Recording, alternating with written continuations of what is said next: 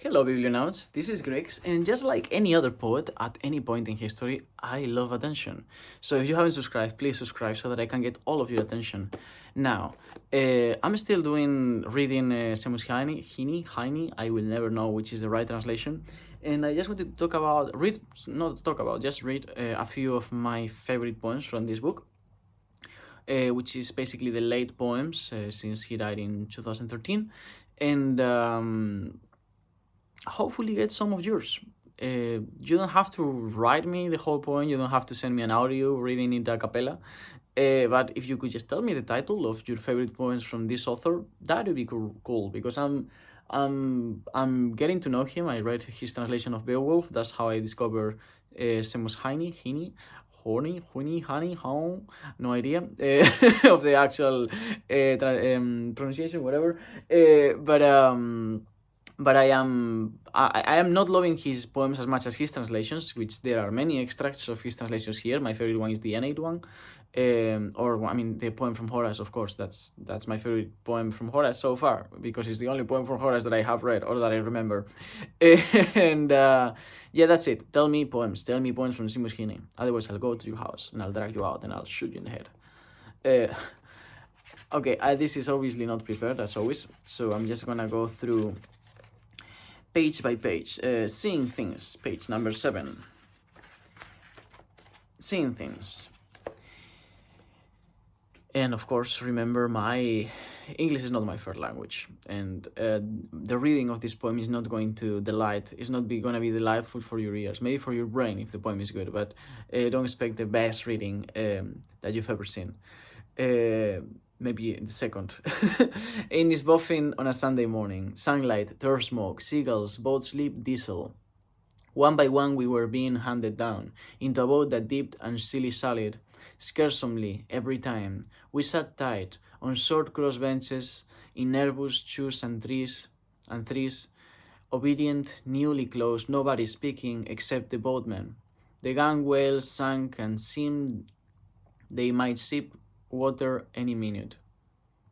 The sea was very calm, but even so, when the engine kicked and our ferryman swayed for balance, reaching for the tiller, I panicked at the shiftiness and heft of the craft itself. What guaranteed us that quick response and buoyancy and swim kept me in agony. All the time, as we went sailing evenly across the deep still seeable down into water, it was as if I looked from another boat sailing through the air, far up, and could see how riskily we fared into the morning, and love in vain our bare, bowed, numbered heads. I love this poem for more reasons than you can probably tell. I am, among other things, I am a sailor, and I can relate to many of the feelings recited there. So that's point number 1. I'll read you a Sofa in the 40s. Yeah, I think I'll read you a Sofa in the 40s. It's a fun poem. If I can find it, 63. Okay.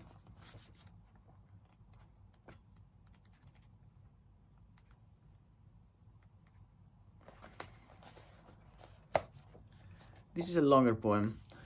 All of us on the sofa in a line, kneeling behind each other, eldest to youngest, elbows going like pistons. For this was a train, and between the jump wall and the bedroom door, our speed and distance were inestimable. First we shunted, then we whistled, then somebody collected the invisible for tickets and very gravely punched. As carriage after carriage under us moved faster, choo-choo, the sofa legs went giddy and the unreachable ones far out on the kitchen floor began to wave. Ghost train, death gondola, the carved curtains, black leather reed, and ornate countess of it made it seem the sofa had achieved its castors on tiptoe, its brain and fluent backboard gave it airs of superannuated pageantry.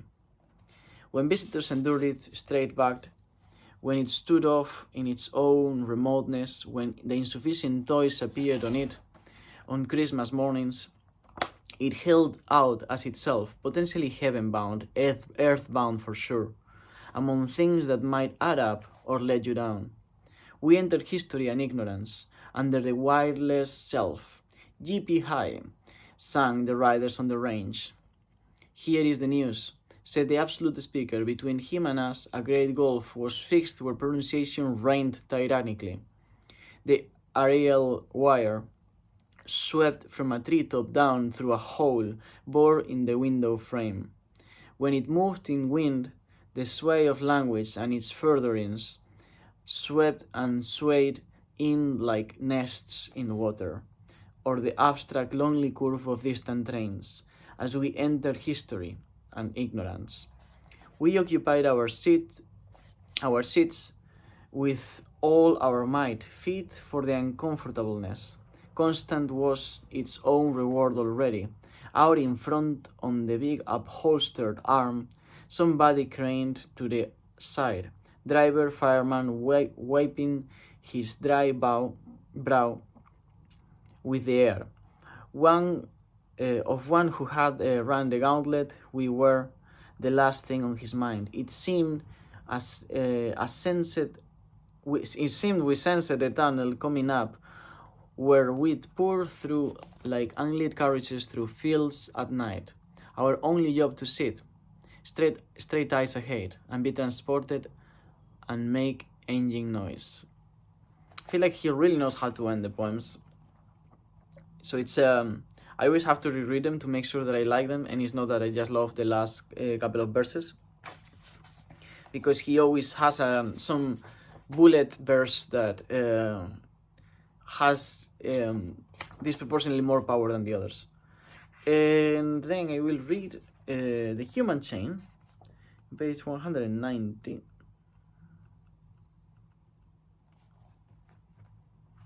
Which is a later poem.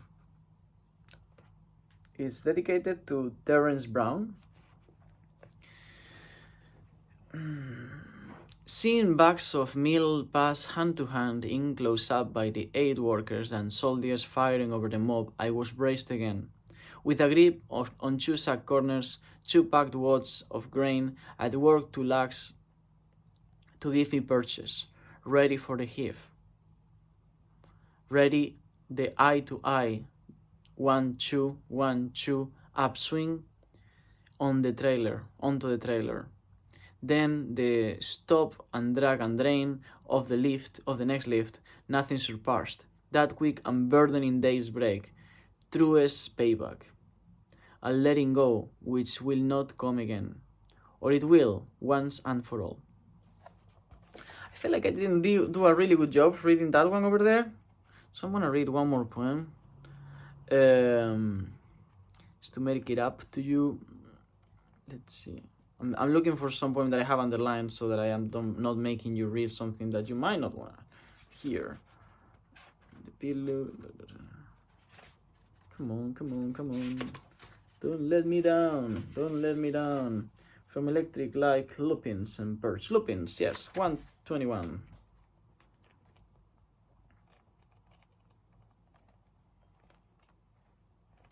This is the moment when you can go for a coffee and come back. Okay, the intermission has ended.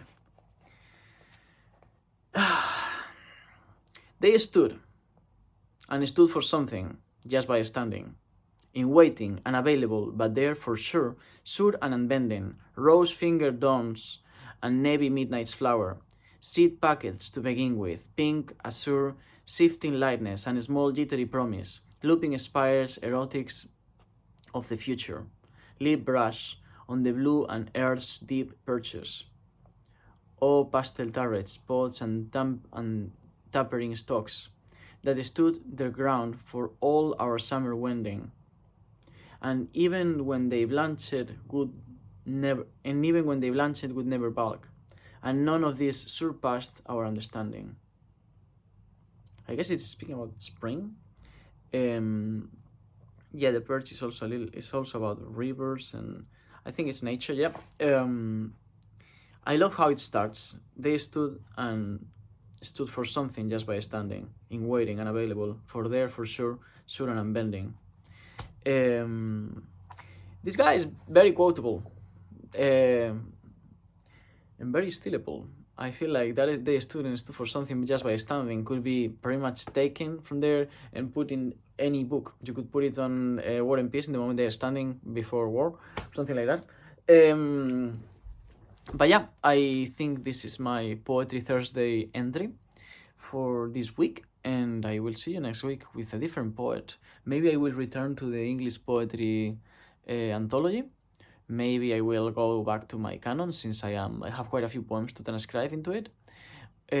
Maybe I will pick some Ovid translated by Ted Hughes. We'll see. Until then, I'll see you on the other side, and yeah, take care. Bye, BookTube.